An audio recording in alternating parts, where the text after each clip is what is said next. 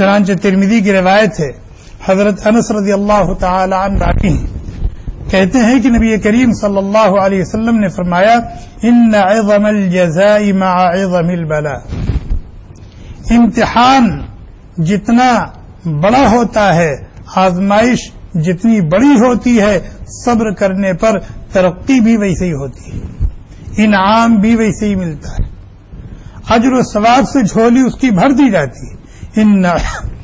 ان عظم الجزاء مع عظم البلاء وان اللہ تعالی اذا احب قوما ابتلاهم، اللہ تعالی جب کسی بندے سے کسی بندی سے محبت کرتے ہیں تو ان کو آزماتے ہیں، ان کا امتحان لیتے ہیں۔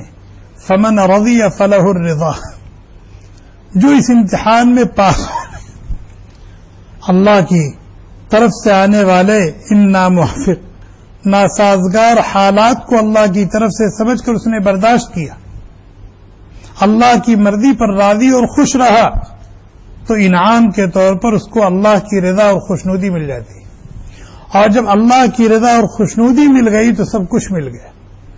ورضوان من اللہ اکبر، اللہ کی رضا دنیا اور آخرت کی تمام نعمتوں میں سب سے قیمتی اور سب سے بڑی نعمت ہے۔ چنانچہ حدیث میں آتا ہے کہ جب جنتی جنت میں چلے جائیں گے اور جنت کی نعمتیں جس کے حق میں جتنی مقدر ہیں مل گئیں تو اللہ تعالی جنتیوں کو مخاطب کریں گے، یا اہل الجنہ، جنتی کہیں گے لبیک ربنا وسعدیک والخیر کلہ بیدیک، لبیک اے ہمارے رب ہم حاضر ہیں، ارشاد ہو۔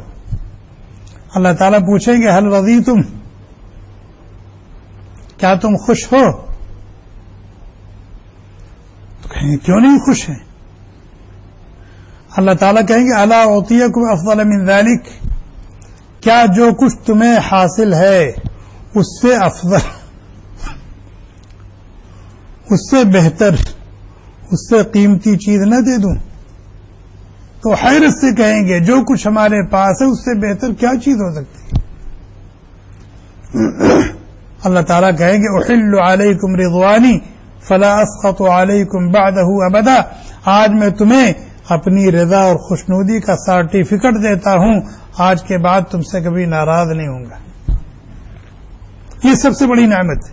آپ نماز پڑھتے ہیں، کیوں پڑھتے ہیں؟ تاکہ اللہ راضی ہو جائے۔ روزہ رکھتے ہیں، کیا مقصد ہے؟ اللہ راضی ہو جائے۔ ذکر اور تلاوت کرتے ہیں، کیا مقصد ہے؟ اللہ راضی ہو جائے۔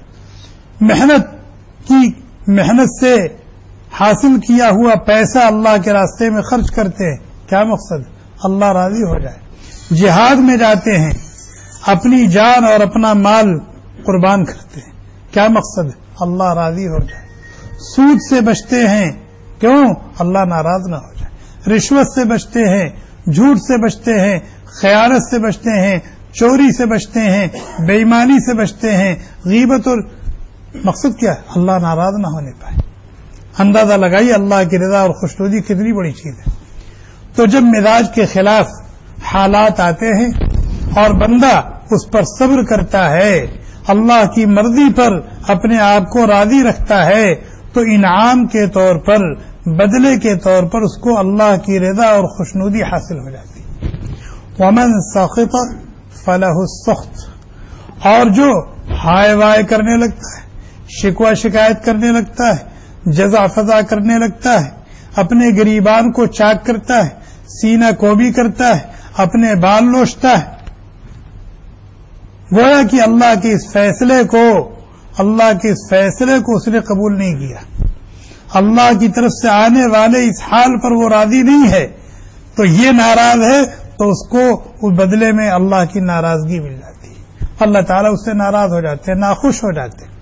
اور جس سے اللہ ناراض ہو جائے، ناخوش ہو جائے، اس کی نیا ڈوب گئی، اس کی ہمیشہ ہمیش کی زندگی اس کی بگڑ گئی۔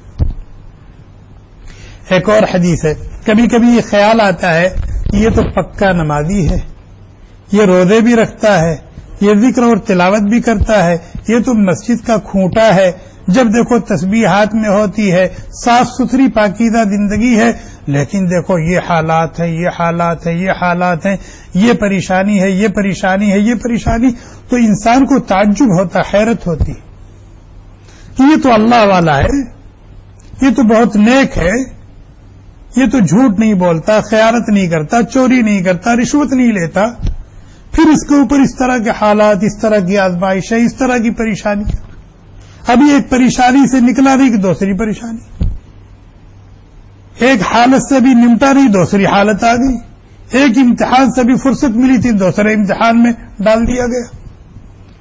اللہ کے نبی علیہ الصلوۃ والسلام نے فرمایا بسا اوقات ایسا ہوتا ہے کہ اللہ تعالیٰ نے اپنے کسی بندے کے لیے، اپنی کسی بندی کے لیے آنے والی زندگی میں بہت اونچا درجہ متعین کر رکھا ہے، آنے والی زندگی میں جنت میں بہت اونچا مقام، اونچا درجہ اللہ نے متعین کر رکھا ہے، لیکن اللہ کا یہ بندہ، اللہ کی یہ بندی اپنے اعمال کے ذریعے سے وہاں نہیں پہنچ سکتا، اپنے اعمال کے ذریعے سے وہاں نہیں پہنچ سکتا، تو اللہ تعالیٰ اس پر حالات ڈال دیتے ہیں، اللہ تعالیٰ اس پر حالات ڈال دیتے ہیں، کبھی اس کو اس کی اپنے نفس، اپنی طبیعت اور اپنی ذات کے اعتبار سے اس کو آزماتے ہیں، کبھی مال و منال کے اعتبار سے اس کو آزماتے ہیں، کبھی اہل و عیال کی لائن سے اس کو آزماتے ہیں، کبھی عزت و آبرو کی لائن سے اس کو آزماتے ہیں، اور اس کو صبر کی توفیق دے دیتے ہیں، آزمائش میں ڈالتے ہیں اور صبر کی توفیق دے دیتے ہیں، قوت برداشت عطا فرما دیتے ہیں، اور صبر کا پیالہ اس کو پلا دیتے ہیں، چنانچہ وہ سہار جاتا ہے۔ اس طرح سے اللہ تبارک و تعالی آزمائشوں اور امتحان کی بھٹی سے گزار کر اس کو اس مقام تک پہنچا دیتے ہیں، اس درجے تک پہنچا دیتے ہیں۔ چنانچہ جب حدیث میں آتا ہے، حدیث پڑھی جاتی ہے کہ نبی علیہ الصلوۃ والسلام کے ساتھ اس طرح کے حالات پیش آئے، اس طرح کے حالات پیش آئے، اس طرح کے حالات پیش آئے، تو وہاں یہ سوال پیدا ہوتا ہے کہ آپ تو اللہ کے محبوب تھے، آپ تو سید الکونین تھے، آپ تو امام الانبیاء تھے، آپ تو فخر کائنات تھے، آپ کی زندگی اتنی آزمائشوں سے بھری پڑی ہے، تو وہاں محدثین یہی جواب دیتے ہیں، چونکہ اللہ تعالیٰ اپنے نبی کے مقام کو بہت بہت بہت بلند کرنا چاہتے ہیں اور سب سے اونچا رکھنا چاہتے ہیں، اور نبی کو زندگی کتنی ملی؟ 63 سال کی، لہذا اعمال اور پھر اس کے ساتھ حالات، ان دونوں کے ذریعے سے اللہ تعالیٰ اپنے محبوب کو اس مقام بلند تک پہنچانا چاہتے تھے۔ اس لیے اعمال میں بھی اللہ کے نبی کی کوئی مثال نہیں، اور حالات اور ابتلا اور آزمائش میں بھی اللہ کے نبی کی کوئی مثال نہیں۔